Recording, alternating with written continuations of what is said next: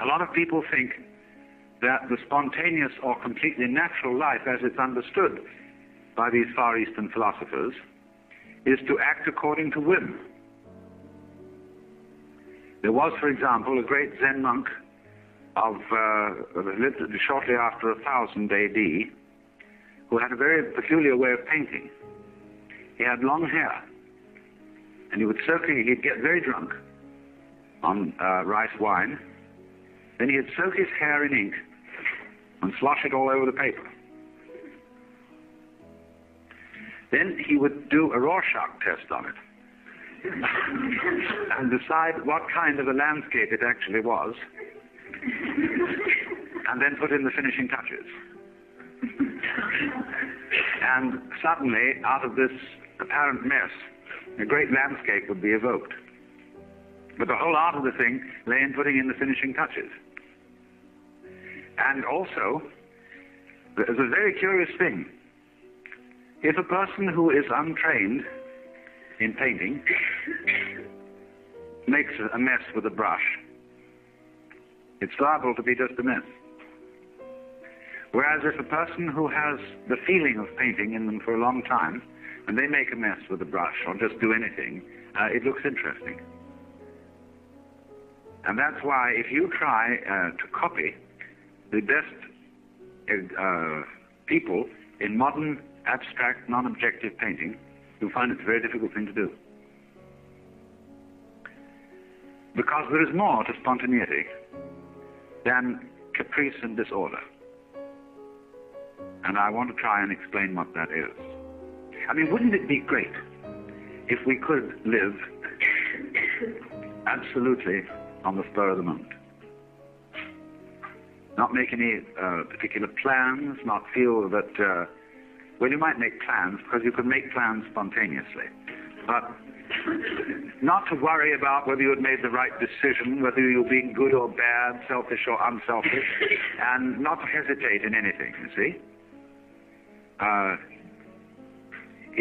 One of the great applications of Zen, as I pointed out, was to the art of fencing. And when you learn fencing, you see you have to learn to be spontaneous, because here of all places it is true that he who hesitates is lost.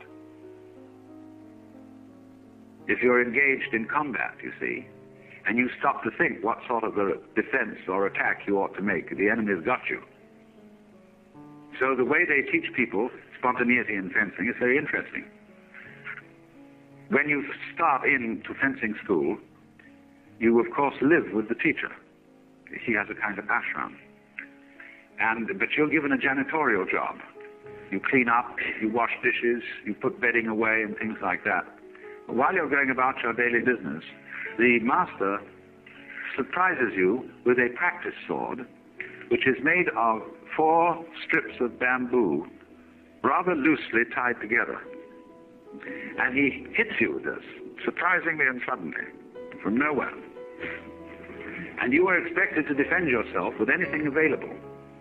With the bedding, with the broom, with the pots and pans, with just anything, defend.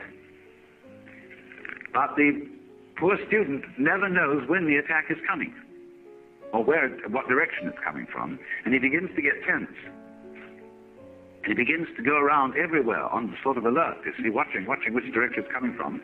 And as he goes down a certain passage, feeling that the master is probably lurking around that corner, and he's all set to go for him, and that he gets that practice sword, he suddenly gets hit from behind. So eventually, he gives up. There's absolutely no way of preparing for the attack. And so he just wanders around feeling, well, if it hits, it's going to hit me. And then he's ready to begin fencing. Because if you prepare for an attack from a specific direction, and it comes from some other direction, you have to withdraw from the direction in which you had expected it, and send your energy in another direction, and that takes time. So what you do is, you go around with a mind of no expectation. That is called mushin, or munen. This is a very important Zen expression. Mushin, it almost means an empty mind. You could also call it no heart, because the character Shin means both heart and mind, but it isn't quite the same as our word heartless, as we use it, and it isn't the same as the word mindless as we use it, meaning stupid. To be in the state of Mushin is to have a mind like a mirror. And of this, the Taoist sage Zhuangzi said, the perfect man employs his mind as a mirror. It grasps nothing, it refuses nothing, it receives but does not keep. And when anything comes in front of the mirror, it reflects it instantly.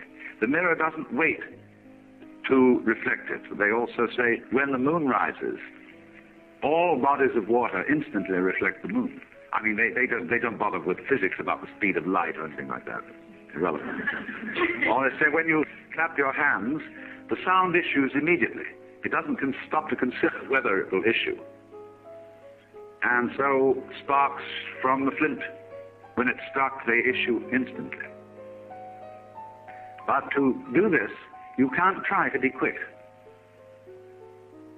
See, if a Zen master corners you with a funny situation, and he puts you in a quandary, expecting spontaneous action from you, don't try to hurry.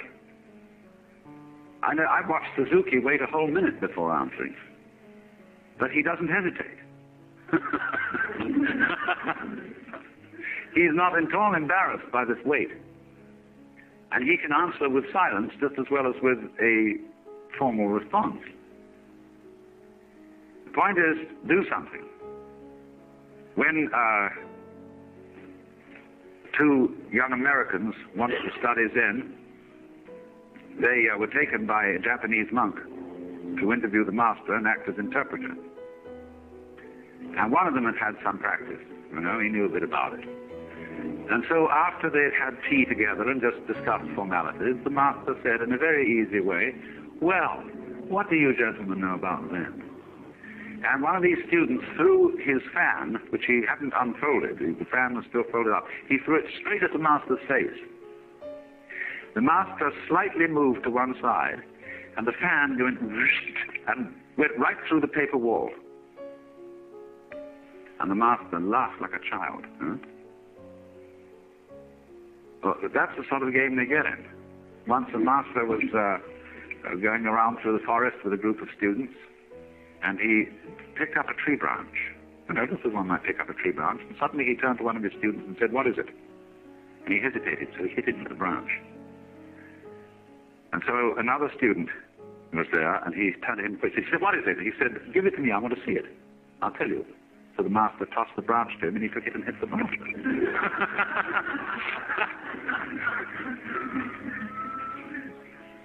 Now, you may think all this is kind of rough stuff. But let me give you another story, which is on a rather different level. A certain Zen priest was having dinner at a big party, and the party was being served by a geisha girl who was so elegant and so skillful in serving that he suspected she might have had some Zen training. And so he decided to try her out. And he nodded to her, and she immediately came to his place and sat down in front of his little low table. See, everybody would be seated, probably, in front of low tables all around the room, and the geisha servants and people move up and down in the middle. And so she came down and sat down in front of him and bowed, and he said, I would like to give you a present. And she said, I would be most honored. Now, on the table, there are hibachi, which are little braziers with hot charcoal in. And you move the charcoal around with iron chopsticks. He took a piece of charcoal out in iron chopsticks and offered it to her. She had long, long sleeves on her kimono, and what she did was this. She wound them all around her hands and took the charcoal. Immediately got up and went to the kitchen, disposed of the charcoal, changed her robe, which had holes turned almost all the way through the sleeves, and came back. And she sat down in front of the master and bowed. And she said to him, I would like to give you a present. He said, I would be most honored. And so she picked up the iron chopstick and handed him the charcoal. And he pulled out a cigarette and said, "That's just what I wanted," and lit the cigarette.